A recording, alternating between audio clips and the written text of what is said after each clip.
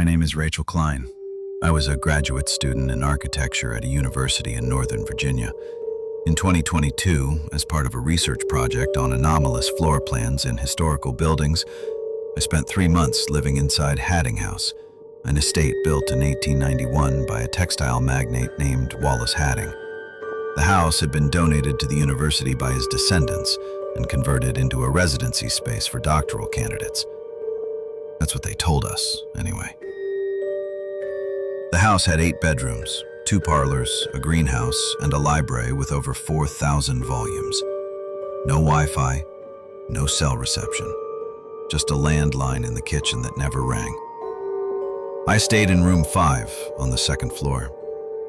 But there was a door between rooms 4 and 6 that didn't lead anywhere.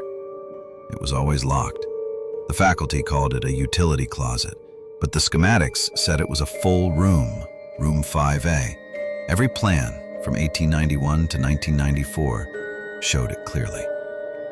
Then, in 1995, it vanished from all records. No renovations, no explanation. 3 weeks into my stay, I started hearing movement behind the door. Not creaks, not pipes, movement. Like someone shifting in a chair. I asked the others, there were 3 other residents, all in different rooms, if they heard it. They didn't. They acted like the door wasn't even there. So one night I tried the knob.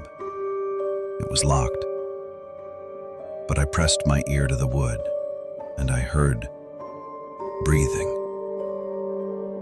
Close, deliberate, steady.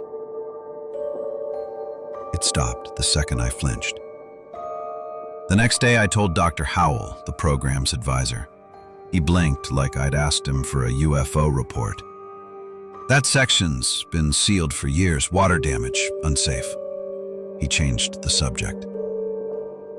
But I didn't. I set up a recorder outside the door, left it running overnight. I played it back the next morning. 90 minutes in, a voice. Rachel, don't. And then the sound of footsteps, soft, there. I wanted to believe it was a prank, one of the others. But then I found the recorder moved, slightly. Less than an inch, but different than I left it. That night, the landline rang. First time in weeks. I picked it up. Static. Then, a single word. Open. The line went dead. I stopped sleeping. There is a point in every story when the perspective must break.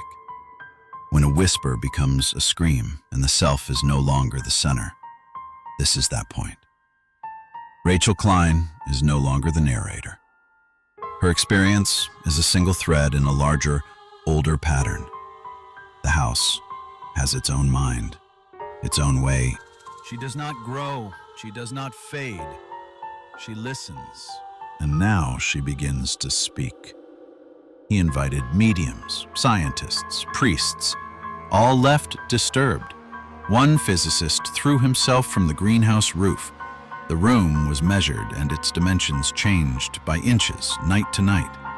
Mirrors cracked though never touched. Visitors swore they heard their own names whispered in their own voices. By 1921, 5 people had gone missing. All of them staying in the rooms adjacent to the nursery. Each time, the room was locked from the inside. Rachel had awakened something when she placed the recorder. And now room 5A was listening again. Rachel's disappearance was not sudden, it was incremental.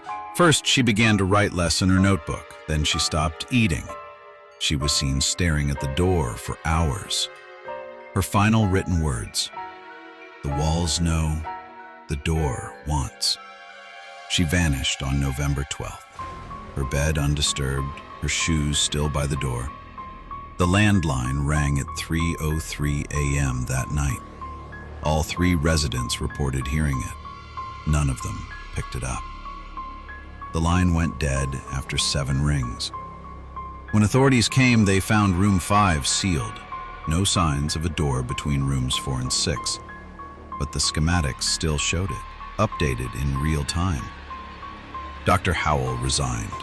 The university claimed it was an internal matter, but in the weeks that followed, visitors reported odd phenomena: migraines near the East Wing, hearing their own voice call their name, cold spots in the library. A maintenance worker quit after finding a child's handprint inside a locked display case. Room 5A has returned. Not physically, but it pulses through the house like a second heartbeat, and it waits for the next voice, for the next mind to hear, the next whisper. If you find yourself in a house older than your name and there's a door that no one sees, don't knock, because it already knows you're there, and it listens when you think, and when it opens, it doesn't let go.